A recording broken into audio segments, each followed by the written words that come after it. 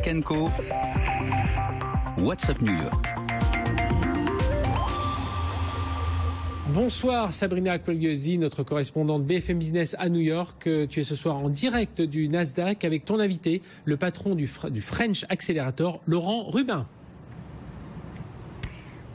Oui Frédéric, on apporte un petit peu de soleil aujourd'hui à l'émission avec notre invité, Laurent Rubin, qui est le fondateur de French Accelerator, une société qui est basée sur la côte ouest des États-Unis, Los Angeles. Exactement. C'est un accélérateur de nouvelle génération. Alors, on vous a déjà reçu dans l'émission, mais peut-être on va rafraîchir les esprits. Qu'est-ce que vous faites? Comment vous distinguez? Dites-nous tout. On a un accélérateur qui a ouvert ses portes depuis janvier et qui se focus sur des sociétés qui sont plutôt en série A ou en pré-série A.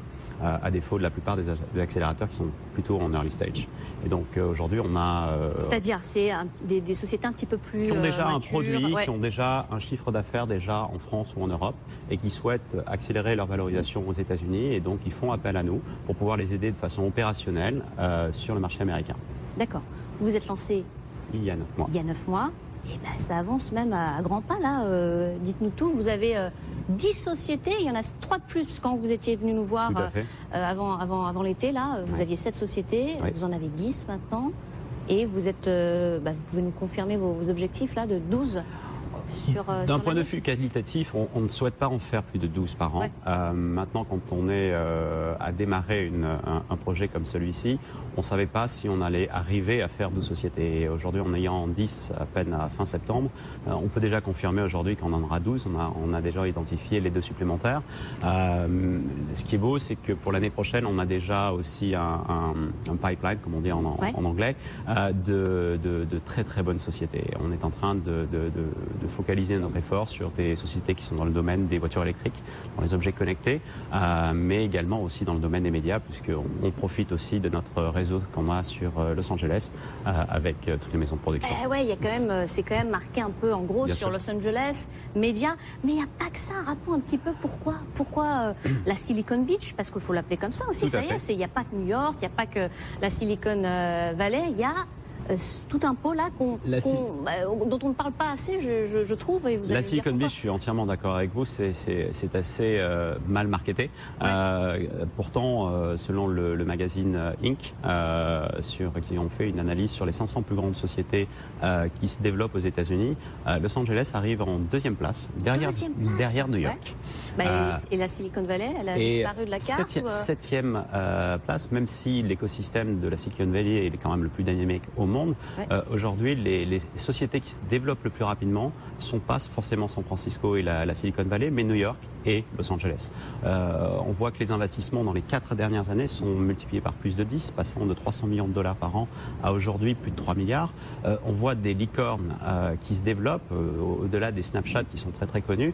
On voit des sociétés comme Dollar Shave Club qui sont récemment fait racheter par Unilever. Oui, c'est une société qu'on ne connaît peut-être pas forcément en France, mais ils sont spécialisés... Voilà, ce sont les premiers qui ont réussi à vendre en fait un abonnement, une sorte de kit de rasage que tous les mois vous recevez à la maison. C'est assez haut niveau, mais l'avantage c'est que depuis 3-4 ans, Dollar Shave Club a monté une base de données extraordinaire qui commençait un petit peu à faire de l'ombre à des gens comme Gillette. Ouais. Et donc des grands mastodontes comme Unilever ont préféré racheter cette société pour 1 milliard de dollars plutôt que d'avoir un concurrent potentiellement sur l'avenir. C'est une région aujourd'hui qui est extrêmement dynamique. C'est pas seulement les médias, c'est vraiment la technologie avec les médias. Et aujourd'hui, on voit que la Silicon Beach, c'est plus 3 rues dans Santa Monica comme il y a 10 ans, mais vraiment tout le grand Los Angeles. Qu'est-ce qu'on vient chercher alors? Soleil, bien sûr, mais il n'y a pas que ça. Et quels sont les avantages justement là l'écosystème est très important pour les Français, c'est que quand ils arrivent aux États-Unis, tester le marché américain, c'est 300 à quelques millions d'habitants, c'est pas évident. Par contre, tester d'abord à Los Angeles, qui représente à peu près 20 millions d'habitants, et toutes les franges de la population. Et donc tester le marché américain en commençant par Los Angeles, ça m'apparaît assez malin de la part des sociétés françaises qui souvent échouent dans leur développement aux États-Unis parce qu'ils ne savent pas comment s'y prendre, ils ne viennent pas assez préparés et ils réalisent très rapidement que c'est beaucoup d'argent à dépenser avant de pouvoir faire des profits. Los Angeles apparaît vraiment comme un premier test du fait qu'en plus on les supporte avec un ensemble d'experts autour d'eux pour pouvoir vraiment accélérer leur développement. Et ensuite, ça leur permet d'attaquer dans un deuxième temps le marché américain dans la globalité.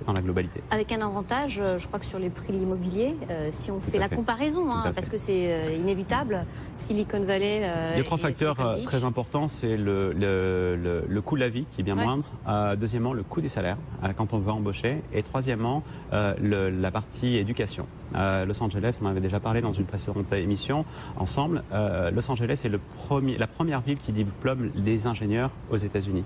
Devant New York, devant San Francisco, devant toutes les autres villes. Il y a 11 000 ingénieurs qui sont diplômés chaque année aux États-Unis.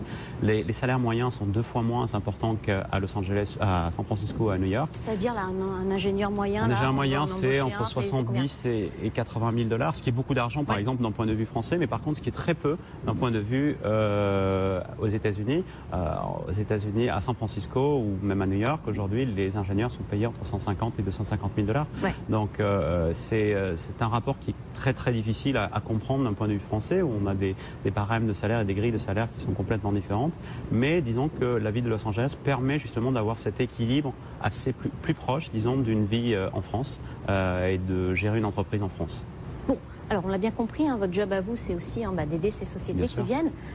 C'est terminé là pour cette année. Vous avez déjà, vous avez déjà votre quota.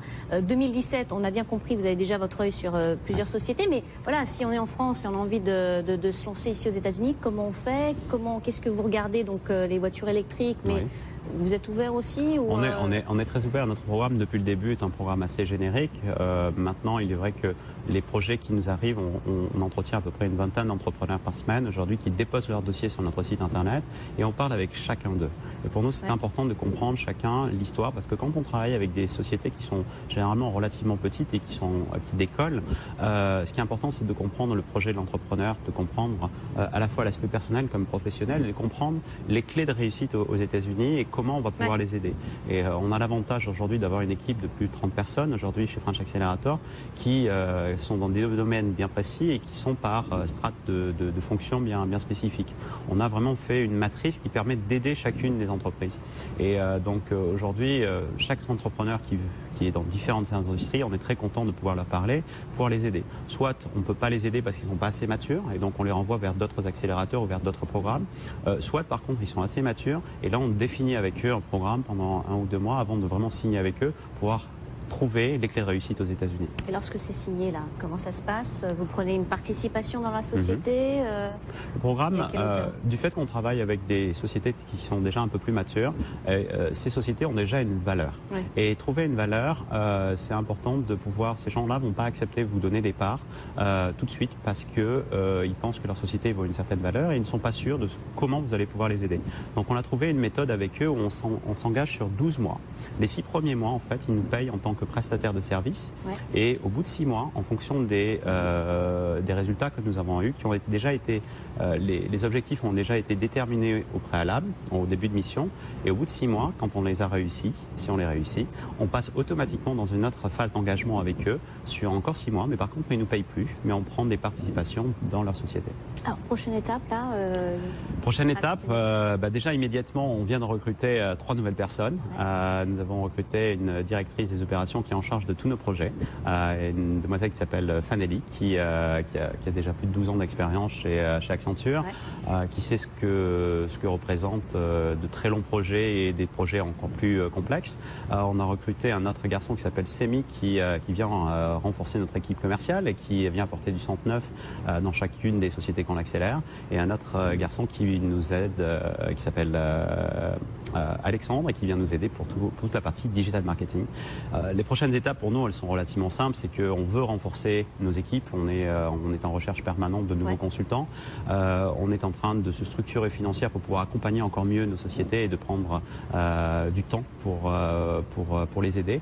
Donc j'espère que vous nous inviterez dans 1 ou 2 mois pour annoncer une nouvelle levée de fonds pour French Accelerator. Eh ben voilà, c'est promis, Voilà. le rendez-vous est pris. Vous viendrez, vous nous donner des nouvelles, bien sûr. Hein. Donc Laurent Ruben avec le French Accelerator du côté de la Silicon Beach, avec des bureaux qui sont où? Beverly Hills, je crois. Beverly Hills. Voilà, une adresse qui fait rêver.